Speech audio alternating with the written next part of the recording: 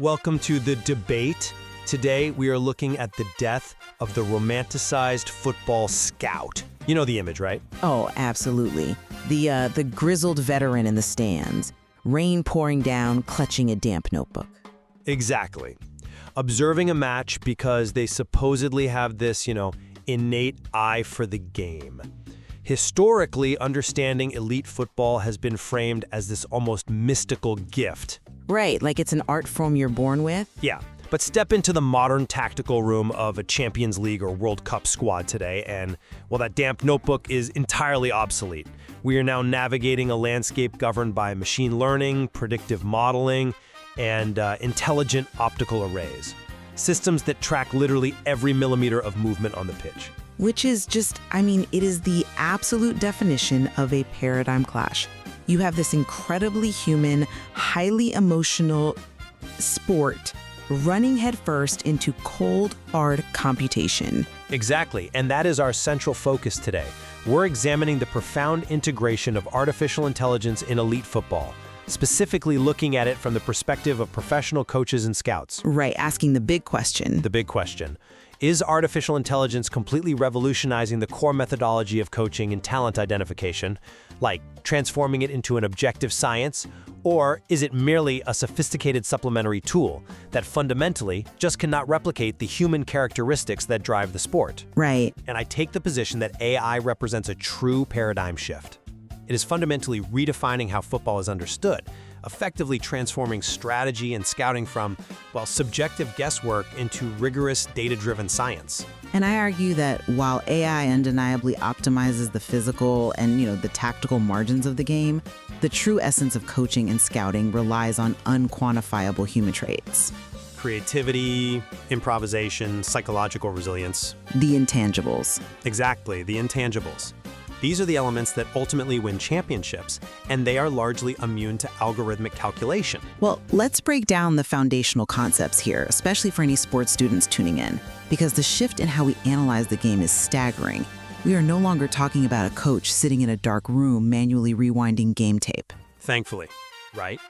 We are talking about computer vision and optical tracking arrays. So these are multiple high-speed cameras placed all around a stadium that don't just record video. They triangulate skeletal pose estimation. Which sounds like sci-fi, honestly. It really does, but they literally plot the exact X and Y coordinates of all 22 players and the ball, sometimes 50 times a second. So algorithms ingest this massive amount of tracking data to reveal attack patterns, defensive weaknesses, and strategic geometries that are just physically imperceptible to the naked human eye. The mathematical brilliance of those models is astounding. I don't contest that. The sheer volume of data is incredible. But we have to recognize that AI's impact has a hard ceiling. A hard ceiling? Yes. I come at it from a different way. Intuition isn't magic. It is actually highly sophisticated, rapid pattern recognition built through decades of lived experience. Okay, sure. A veteran coach or scout has a deeply internalized database of contextual cues, body language, the tension in a locker room, the specific gravity of a rivalry match. An algorithm can calculate the optimal trajectory for a cross based on spatial geometry, but it lacks that real-world, localized context. It just cannot map the psychological weight of a moment. I see why you think human intuition is primary, but let me give you a different perspective. Relying solely on a coach's naked eye in the modern game, with the sheer speed at which the sport is played today, is incredibly dangerous. Dangerous? How so? Because the human visual cortex can only track so many moving objects at once. A human coach simply cannot calculate the exact velocity, acceleration, and trajectory of 22 players simultaneously to determine the precise probability of a pass completion. The AI can. Well, obviously, the math is faster. But it's not just faster, it replaces bias. By processing hundreds of technical indicators simultaneously, it replaces human cognitive bias, our psychological tendency to, remember only the flashy highlight reel plays or the catastrophic errors. It replaces that with concrete, undeniable tracking data. But the simulation is occurring in a vacuum. Let's look at tactical preparation and in-game adjustments. which is really where this clash is happening live. Okay. The systems you are describing use pitch control models. They assume rational actors operating at peak efficiency. They calculate that, if a winger moves 3 meters to the left, it mathematically opens a passing lane with an 82% completion probability. Right, which is incredibly valuable data. But tactical simulations in a virtual environment often fail entirely to account for the emotional reality of a live match. Wait, let me stop you there. When you say it fails to account for the emotional reality, how is that relevant to the spatial geometry? If the space is open, the space is open. Because players aren't robots. But during a live match, the AI is processing thousands of simultaneous events. Pressure levels, passing efficiency, space occupation. The coach on the bench receives objective strategic data instantly. They don't have to guess if a high press is suffocating the opponent. The data proves exactly how much the pitch is shrinking. It is relevant because real-time statistical analysis of space occupation doesn't capture psychological momentum. Let's say a team concedes a devastating goal right before halftime. Okay. Their physical shape on the pitch might remain exactly the same for the next 5 minutes. The algorithm registers their spatial occupation as optimal. It says the high press is still structurally sound. Because it is. But the human coach looks at the players and sees that their heads have dropped, their shoulders are slumped, and the reaction time to second balls has evaporated because they are shell-shocked. Right. I get what you're saying, but The algorithm tells you the probability of creating a dangerous play is high, but it can't tell you if the player actually has the confidence to execute the pass under that immense pressure. The math says, make the pass. The human reality is, the player is terrified of making another mistake in front of 80,000 booing fans, so he'll just play it safe backward. That's an interesting point, though. I would frame it differently. The fact that human execution is flawed by emotion is exactly why the AI baseline is so critical. Critical. It's missing the point of the emotion. No, listen. If that shell-shocked midfielder is underperforming, the AI isn't ignoring a psychological state. It is measuring the physical manifestation of that state in real time, faster than the coach can. Wait, really? Measuring the emotion? Measuring the physical output of the emotion. The AI processes that the midfielder's micro-hesitations have increased by half a second. His passing velocity has dropped, and his pressure threshold has been breached. It flags him for a tactical adjustment or a substitution based on hard performance metrics. It's measuring the human flaw instantly. But it's measuring the symptom, not the disease. It tells you his passing efficiency dropped, but it doesn't know why. Is he exhausted? Is he injured? Or is he just having a massive crisis of confidence? Well, the result on the pitch is the same. But the solution isn't. It takes a coach's emotional intelligence, that rapid heuristic processing we talked about, to look at that player and know if he needs to be subbed off, or if he just needs a specific tactical tweak to simplify his role, or perhaps just an encouraging shout from the sideline to snap him out of his anxiety. The machine gives you the what, but the human gives you the why. Fair enough, but none of these real-time tactical adjustments matter if you don't have the right profiles on the pitch to begin with, which completely changes how we have to look at talent identification. You're talking about scouting now. yes, let's shift from the live match to the longer-term structural aspect, the evolution of talent scouting, because this is perhaps where AI is having its most undeniable, revolutionary impact. Talent scouting departments are now utilizing advanced predictive modeling to compare athletes across completely different leagues using hundreds of normalized concrete indicators. I want to dig into that concept of normalization, actually, because I think it exposes some major flaws in relying too heavily on these systems. Well, the mechanism is actually quite brilliant. Imagine you're tracking a 19-year-old defensive midfielder in the Brazilian Serie A.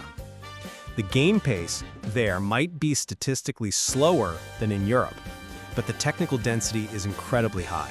Right. Historically, a European scout would just go watch him, make subjective guesses, and wonder if the kid could survive the frantic pace of the English Premier League. Now an algorithm normalizes that data. It isolates the player's specific biomechanical actions, Like how fast they scan the field. Exactly. How fast they scan before receiving the ball, their pass completion rate under specific proximity pressure, and it mathematically translates how those exact metrics scale to the speed of the Premier League. It entirely bypasses the historical flaws of subjective scout evaluations, which, often suffered from recency bias or the halo effect of one great performance. I'm sorry, but I just don't buy that this eliminates the need for subjective evaluation. It doesn't eliminate it, it refines it. But listen to what you're saying. You can measure a young player's speed. You can measure total distance covered. You can calculate tackle success rate under pressure. But how does an algorithm scout leadership? How does an algorithm scout resilience after a personal tragedy? Or how a 19-year-old behaves in the locker room when the team is down 2-0 at halftime in a really hostile away stadium? These are the traits that carry teams through a grueling 9-month season, and they require a human scout's intuition, empathy, and frankly, conversational observation to identify. I'm not convinced by that line of reasoning because it creates a false dichotomy. Utilizing predictive AI models doesn't mean you banish scouts from talking to players or evaluating their character. But it changes where they spend their time. Yes.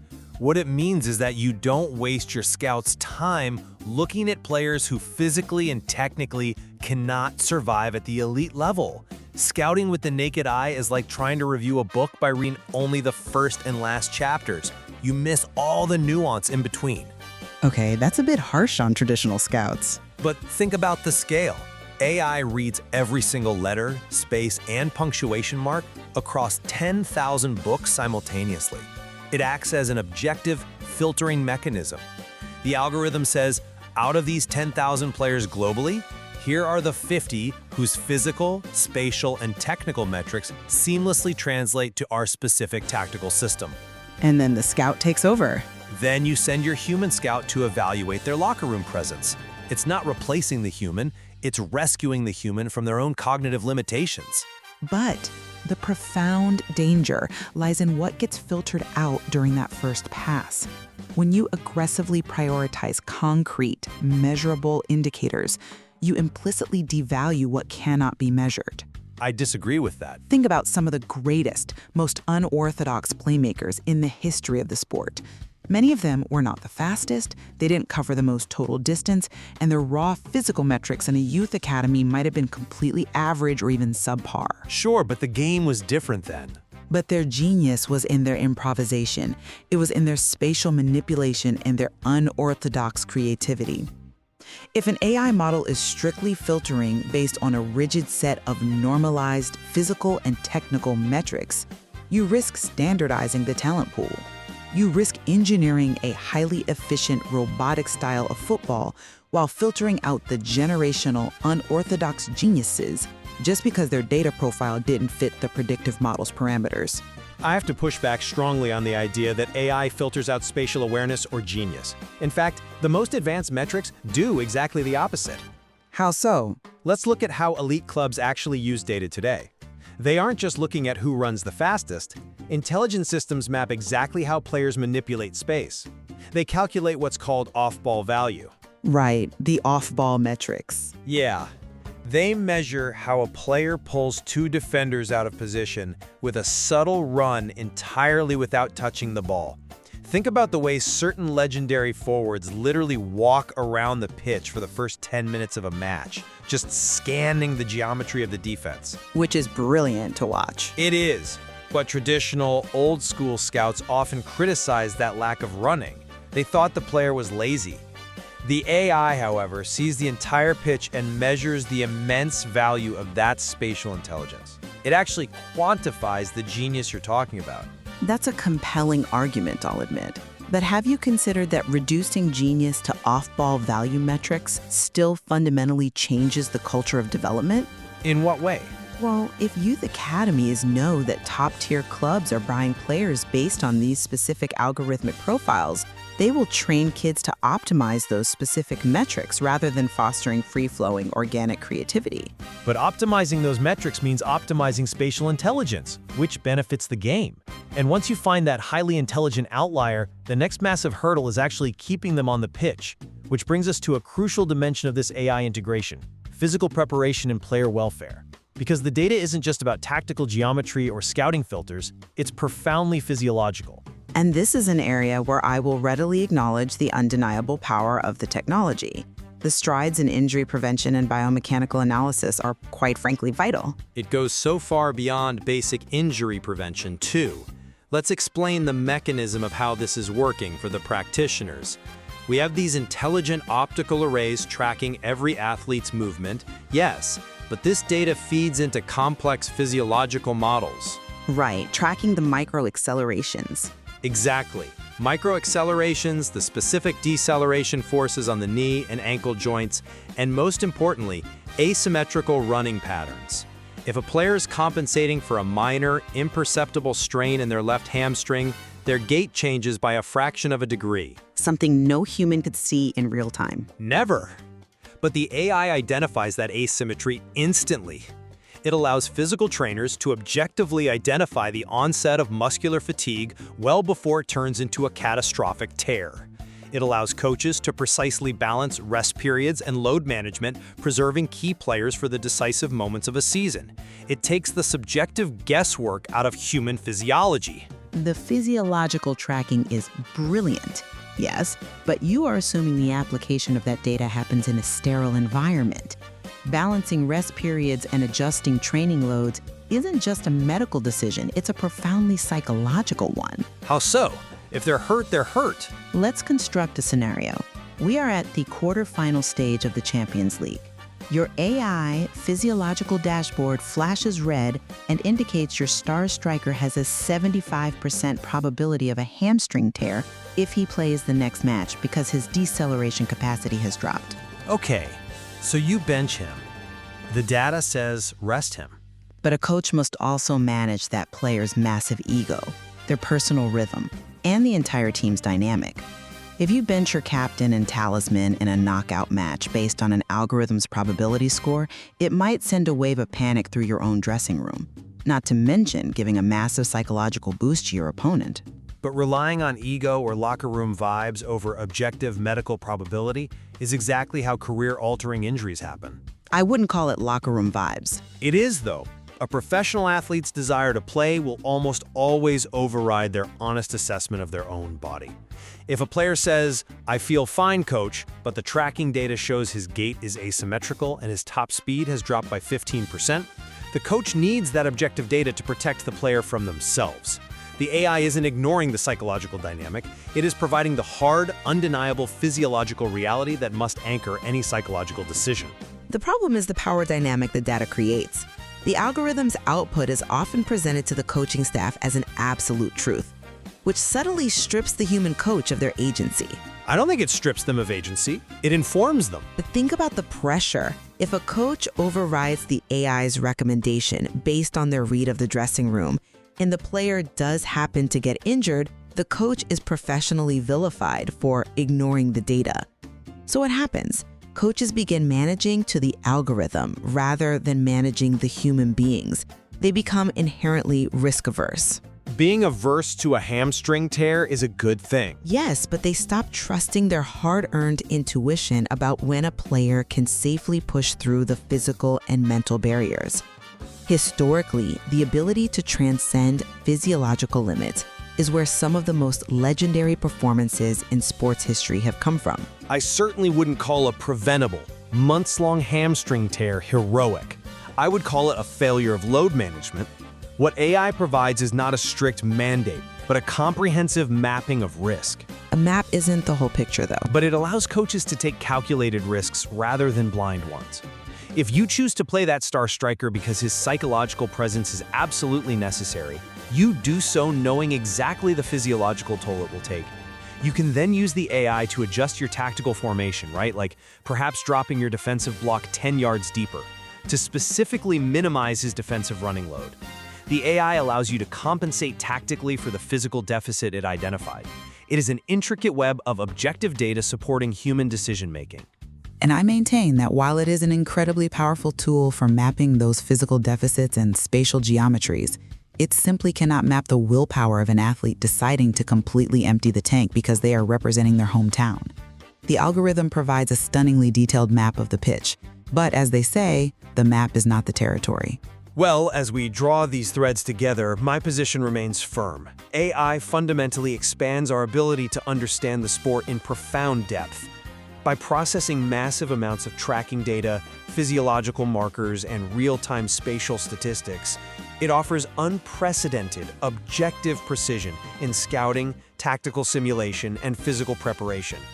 It pulls the sport out of the shadows of subjective guesswork and elevates it into an era of real strategic clarity. And my position is that while this technology undoubtedly optimizes the physical and tactical margins of the game, the sport remains immutably anchored in human emotion, rapid heuristic intuition, and improvisation.